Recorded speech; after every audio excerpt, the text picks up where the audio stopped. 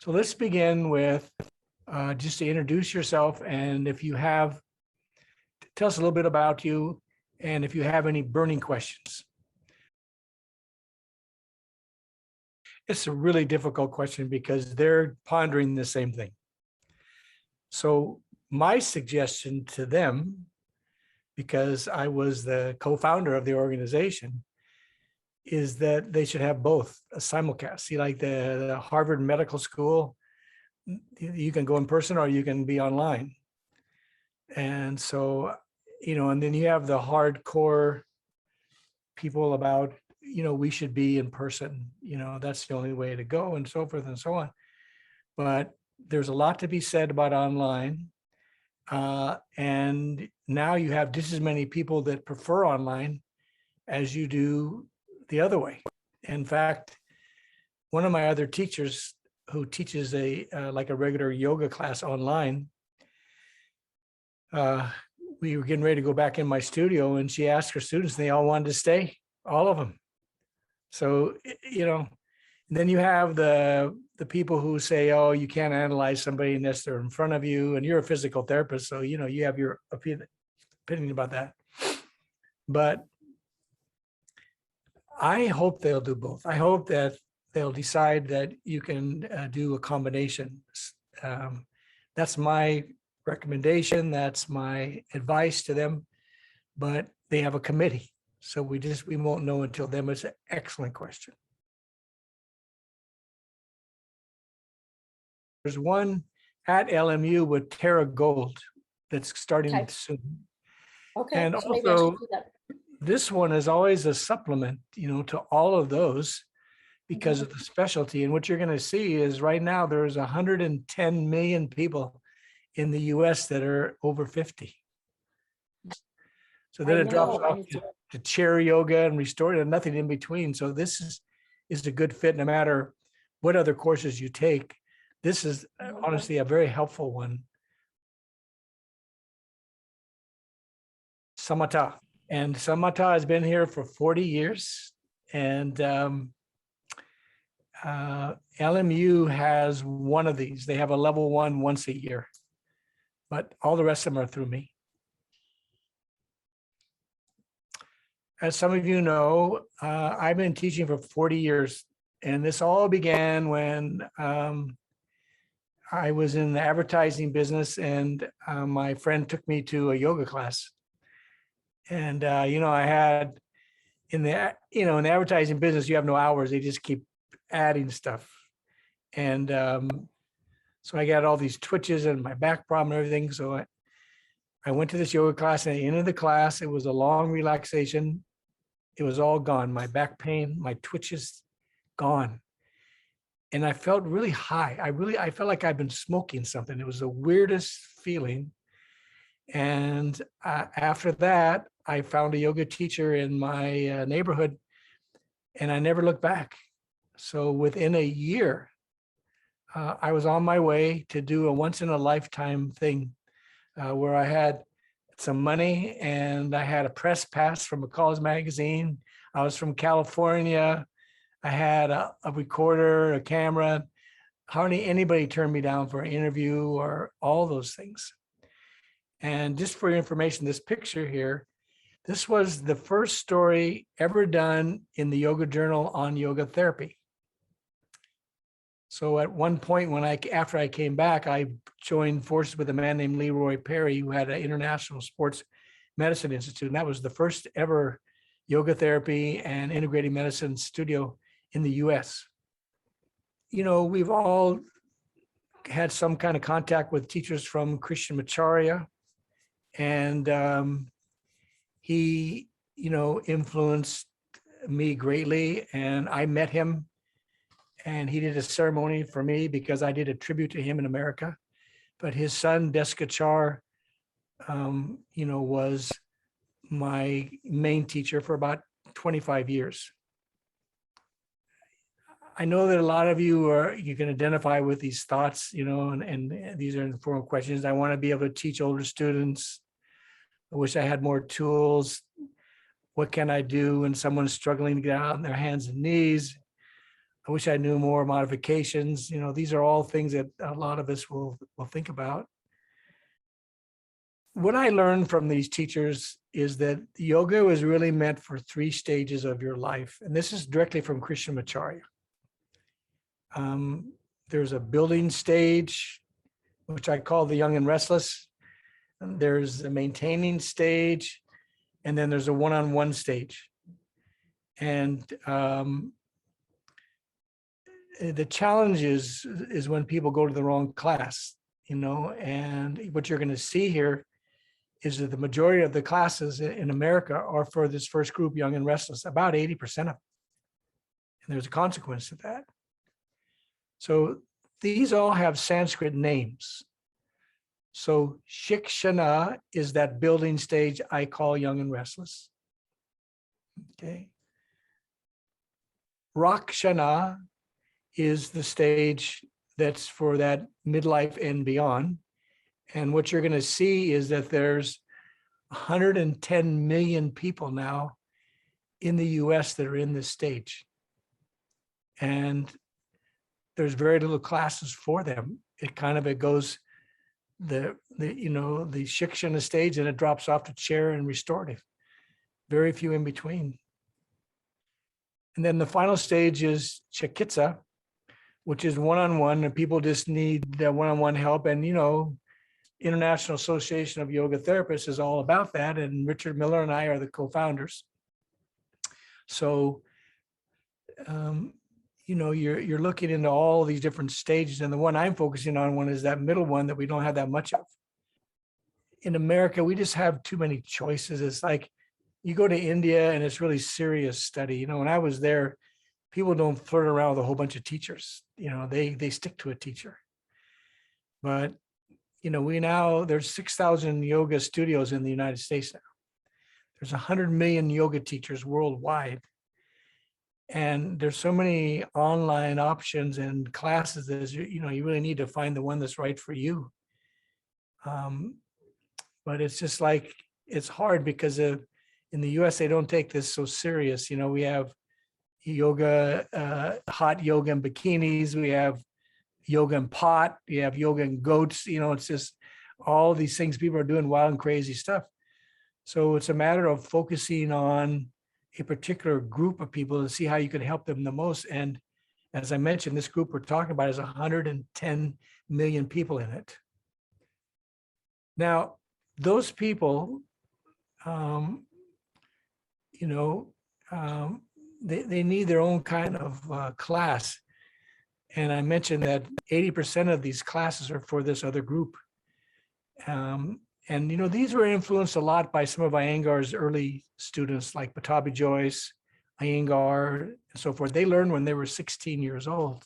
So that's how they taught. And you'll see in a minute how Krishnamacharya started teaching differently. And, some of these young and restless classes, they have the name flow in it: power, flow, slow flow, flow, stretch, gentle flow, deep stretch, flow, all that kind of stuff. And then it drops off to chair yoga and restorative, like nothing in between. And because of that, there were 30,000 people that were boomers that went to emergency rooms, 30,000 over a period of 10 years, because they just went to the wrong yoga class. And another reason we need this prime of life yoga is these people in this age bracket, 50 plus, they need to move.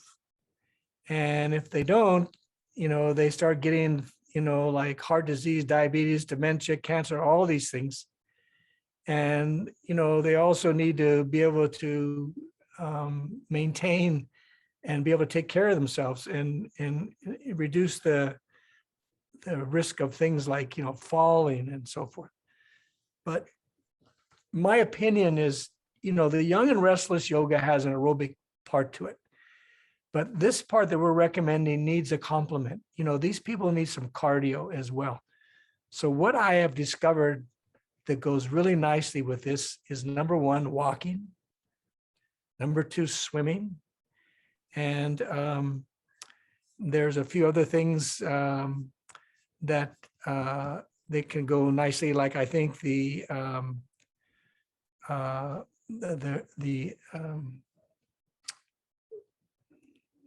elliptical is a pretty safe one. I know, Jason, you're a physical therapist. I think that one's a pretty safe one.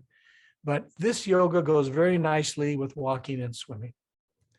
Now, there's an interesting one I found about women, and the women in the middle age, some of them have a hard time with swimming because it messes with their hair dye.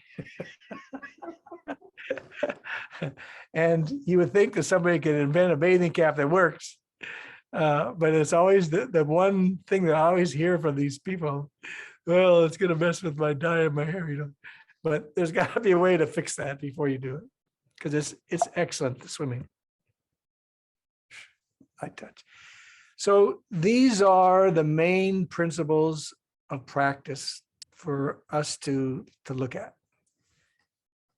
And these came from Krishnamacharya when he got his first ever middle-aged Western male student. His name was Dr. Albert Franklin. He was the ambassador to India from America. And Deskachar told me that when he came to study with the father, there were 3 cars. There was a car in front and a car in the middle and the car in the back with flags. And it was really a big deal. And he was a serious student. And this was in the late 60s. So by the 70s, Krishnamacharya brought a new name, which his son took forth, called Vini Yoga. So Vini Yoga means that you consider the whole person. Now, Vini Yoga wasn't just for people in middle age. It's for whatever was in front of you. But for whatever reason, the people who really jumped on this were for the middle age, and they were from Europe. So there was a Vini Yoga in France, and there was Vini Yoga in Belgium. And it was about, I don't know, several years later that it came along that a group of us, I was a charter member of Vini Yoga America. And so for whatever reason, the people who really gleamed onto these principles were people in middle age. So the very first one that was quite different when I studied with Iyengar, I asked him about it. He said, just breathe through the nose.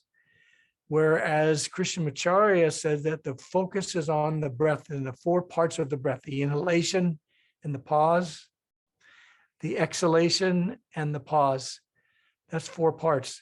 So if you think about that while you're doing your postures, it really draws you inward. And then there is a big focus on function being more important than perfect form. When I first learned from Iyengar, everything was perfect form, lift your kneecaps, all that kind of stuff. And this one is more about the function of the pose.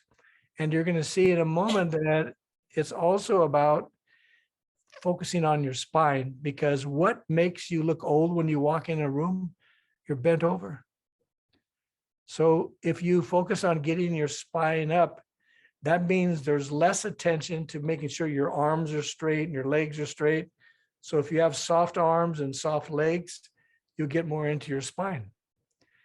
Also, I learned in the beginning from Iyengar, you just held the pose and you did breathing, but you just breathe and you hold the pose and you lifted your kneecaps, all that. This was you move in and out of a pose before you hold it for some good reasons. 1, links you with the breath, but 2, it prepares the muscles. And there is something that as a physical therapist, Jason knows, called proprioceptive neuromuscular facilitation, PNF. So that means that if you tighten a muscle first, it'll stretch further. And there's 2 ways to do that. One is isometric, where, you have somebody maybe stand behind your leg and you push against it, and then you release and you go further. But the other way is you move your leg up and down, or you move your upper body up and down before you hold it up. And that is another way to get this PNF effect. So you'll stretch further and safer. And then the number 5 is that there was a big focus on the spine. And that means you can have forgiving limbs. It was unheard of with Iyengar to have your arms bent or bend your knees when you bend forward, you know. This way you can see yourself.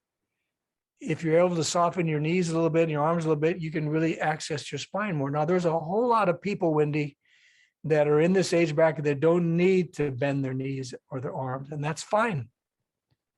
But there are a lot of them that do, and especially the guys.